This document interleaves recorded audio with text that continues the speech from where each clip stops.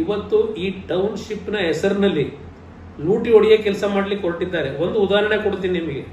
ಇವತ್ತು ಶಿವಕುಮಾರ್ ಏನು ನಮ್ಮ ಮೇಲೆ ದೂರ್ತಾರೆ, ಇವತ್ತು ನಮ್ಮ ಬಿಲ್ಕೆಂಪ್ನಹಳ್ಳಿಯ ಪಕ್ಕದಲ್ಲಿ ಒಬ್ಬ ಬ್ರಾಹ್ಮಣರು ಕೃಷ್ಣಮೂರ್ತಿ ಅಂತ ಹೇಳಿ, ಅವರು ಪಾಪ ಫೈನಾನ್ಸ್ ಕಾರ್ಪೊರೇಷನಲ್ಲಿ ಲೋನ್ ತಗೊಂಡು ಪಾಪ ಏನೋ ಒಂದು ಹೋಟ್ಲ್ ಹಾಕೊಂಡ್ರು.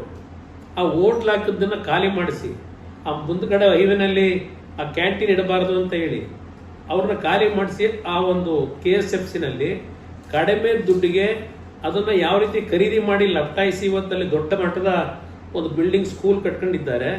ಇವತ್ತು ಈ ಟೌನ್ಶಿಪ್ನ ಹೆಸರಿನಲ್ಲಿ ಲೂಟಿ ಹೊಡೆಯೋ ಕೆಲಸ ಮಾಡ್ಲಿಕ್ಕೆ ಹೊರಟಿದ್ದಾರೆ. ಒಂದು ಉದಾಹರಣೆ ಕೊಡ್ತೀನಿ ನಿಮಗೆ. ಇವತ್ತು ಶಿವಕುಮಾರ್ ಏನು ನಮ್ಮ ಮೇಲೆ ದೂರ್ತಾರೆ, ಇವತ್ತು ನಮ್ಮ ಬಿಲ್ಕೆಂಪ್ನಹಳ್ಳಿಯ ಪಕ್ಕದಲ್ಲಿ ಒಬ್ಬ ಬ್ರಾಹ್ಮಣರು ಕೃಷ್ಣಮೂರ್ತಿ ಅಂತ ಹೇಳಿ, ಅವರು ಪಾಪ ಫೈನಾನ್ಸ್ ಕಾರ್ಪೊರೇಷನಲ್ಲಿ ಲೋನ್ ತಗೊಂಡು ಪಾಪ ಏನೋ ಒಂದು ಹೋಟ್ಲ್ ಹಾಕೊಂಡ್ರು.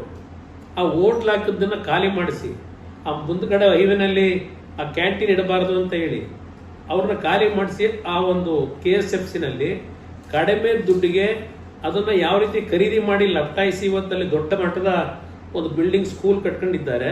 ಕ್ಷಣ ಕ್ಷಣದ ಸುದ್ದಿಗಳಿಗಾಗಿ ಫ್ರೀಡಂ ಟಿವಿ ಸಬ್ಸ್ಕ್ರೈಬ್ ಮಾಡಿ, ಲೈಕ್ ಮಾಡಿ ಹಾಗೂ ಫಾಲೋ ಮಾಡಿ.